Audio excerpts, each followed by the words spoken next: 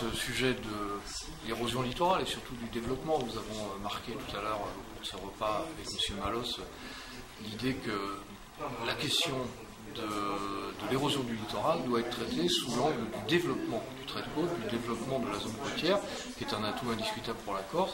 Et moi j'ai poursuivi à cette occasion la réflexion qu'on a engagée avec les représentants de l'association sur d'abord les objectifs d'une politique de développement et puis aussi la formation très concrète de ces syndicats mixtes dont on avait appelé la création et qui sont en cours aujourd'hui de construction. En tout cas, la réflexion est assez avancée dans les collectivités. Donc l'idée c'est de se doter d'un outil, en vérité plusieurs, sans doute que sur la côte, sur l'ensemble de la côte orientale, il y aura trois syndicats qui auront vocation donc à animer les réflexions et les actions à conduire sur cette question-là.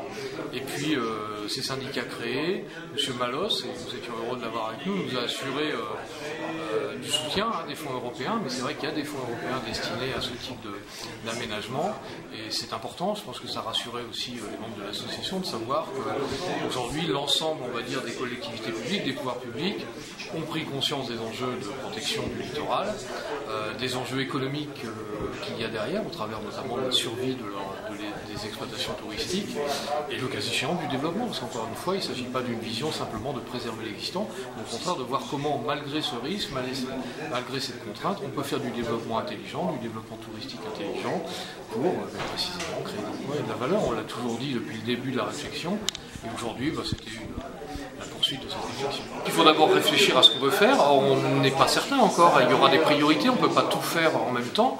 Moi je pense qu'il faut assez rapidement lancer des études sur quelques sujets qui posent vraiment problème, notamment l'impact d'un certain nombre d'aménagements. C'est-à-dire que l'idée générale, on le sait, c'est qu'il y a une érosion provoquée par un phénomène naturel qui est lié au durcissement des phénomènes climatiques sous l'effet du dérèglement, mais il y a aussi des phénomènes anthropiques, c'est-à-dire liés à des aménagements humains qui ont pu être faits sur les rivières ou sur le bord, sur la côte, notamment des ports, des digues, des choses comme ça. Il faut voir leur impact et voir comment traiter ces impacts. Donc je pense que là, il y a des priorités qui s'imposent assez vite, il faut étudier, et puis ensuite on verra comment agir. Après, il y a une boîte à outils.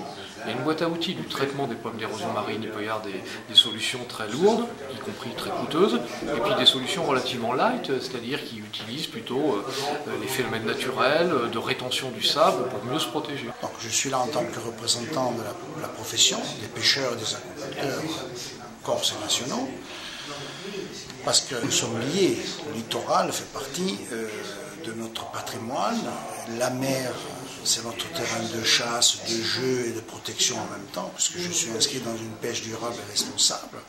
Et les pêcheurs font aussi du pescatourisme, c'est-à-dire qu'ils amènent des touristes pour voir les fonds, la biomasse, et il faut faire en sorte que les plages soient respectées. Parce que l'érosion, qui n'est pas forcément que des plages, l'érosion fait que demain, si nous ne possédons plus ce patrimoine, le touriste qui est notre, à part nous, l'identitaire, qui sommes ici, nous avons besoin de ce patrimoine, mais le touriste vient en Corse en partie pour les plages. Donc, et de la mer, des ports, la pompe s'amorce pour monter à l'intérieur, pour faire le GLR, pour visiter notre belle montagne. Donc terre, mer, c'est lié. Et ça, c'est très important. Donc la profession soutient la démarche et les parties prenantes, donc nous allons nous battre pour que des fonds soient alloués pour la reconstitution des plages, la reconstitution de biomasse,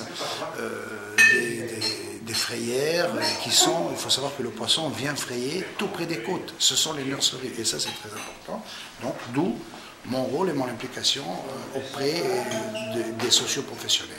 Soutenons cette action de collectif, nous allons participer, adhérer au collectif aussi, et faire en sorte que la collectivité de Corse, les services de l'État, mais mon rôle national va être aussi de faire venir les fonds européens ici pour soutenir cette démarche. Je m'engagerai à ça.